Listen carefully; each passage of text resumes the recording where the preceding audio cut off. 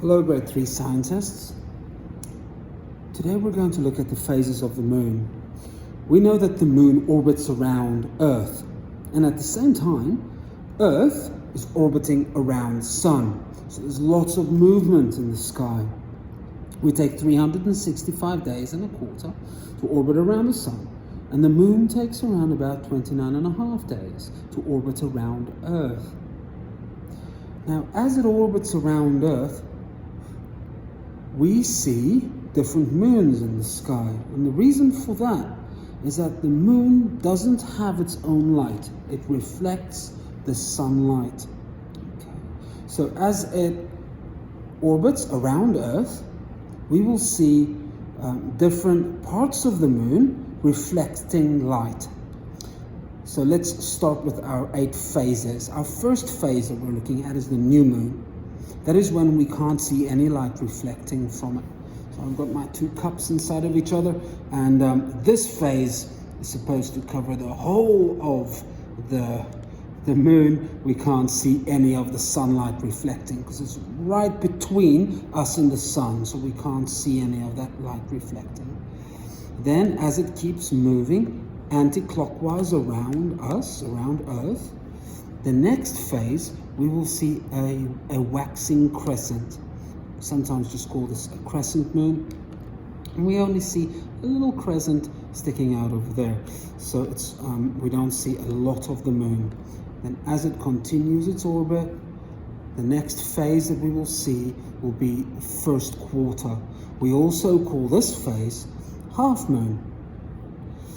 Our next phase will be waxing gibbous. Now, gibbous means swelling, so we see more of the moon, more than half of the moon in this next phase. So waxing gibbous. Then we'll see the full moon. And then as it continues, we see waning gibbous. So again, more than half of the moon. But we're on our way to seeing less and less of the moon now as we continue. Then we're going to see the third quarter. Third quarter is also a half moon. And then as the phase continues, it becomes a waning crescent. So again, a crescent moon. And then we're back to a new moon, 29 and a half days later. Okay, so we see a crescent moon twice. We see a half moon twice. And we also see a gibbous moon twice. So from new moon all the way as we see more and more and more of the moon, and then full moon about halfway through the cycle, and then we start to see less and less of the moon back to the new moon phase. Okay, now I hope this toy helped explain a little bit how the different phases work. And you're welcome to try and have a go at making a toy like this to explain this to you a little bit better. The plan for making this toy is on the lesson plan, and I just needed 2 transparent cups and some black paper. I've got a little bit of black foam, but you can use black cardboard, that's fine.